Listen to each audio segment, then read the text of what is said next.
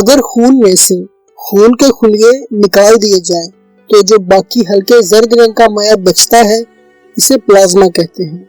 Corona के मरीजों का प्लाज्मा के जरिए इलाज का तरीकाकार बिल्कुल वैसा ही है जैसे सांप के जहर से ही सांप के काटने का इलाज किया जाता है।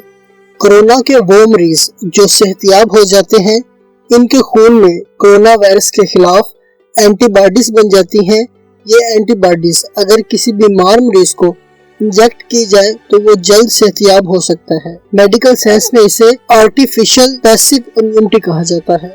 जैसा कि आप जानते हैं, एक ब्लड ग्रुप वाला शख्स का खून दूसरे ब्लड ग्रुप वाले शख्स को बाज़ औक़ात नहीं दिया जा सकता, लेकिन प्लाज्मा में ऐसा नहीं है। किसी भी मरीज का प्लाज्मा किसी भी फर्द को अतिया किया जा सकता है।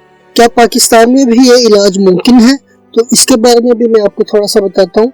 इस किस्म के तरीका इलाज में सलाहियत और इम्कानात बहुत हैं, ताहम इसको इस वक्त इस्तेमाल किया जा सकता है या नहीं, ये कहना कब्ल वक्त होगा जब तक ये क्लिनिकल ट्रायल से ना गुजर जाए। लेकिन माहिर अमराज खून डॉक्टर ताहिर शमसी पुरतमाद है कि इस तरीका कार को फौरी इस्तेमाल किया जा सकता है, और अगर हुकूमत रजामंदी का इजहार करे तो वो इसका फौरी बंदोबस्त कर सकते हैं। प्लाज्मा काम किस तरह करता है?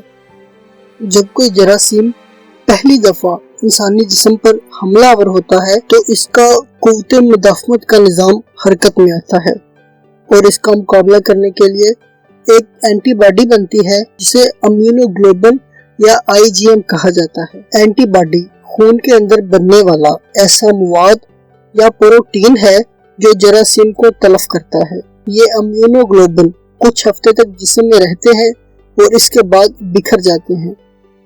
दूसरी मर्तबा जिस्म को इसी जरासीम के हमले का सामना होता है तो इस मर्तबा ज्यादा तेजी से इसमें एक एंटीबॉडी बनती है जिसे IgG कहा जाता है। प्लाज्मा के जरिए इलाज कोई नई बात नहीं है। प्लाज्मा का इस्तेमाल पहले भी किया जा चुका है, जिनमें सन 2009 और 2010 में H1N1, सन 2003 में सारस और सन 2012 में मर्स की वबा शामिल है।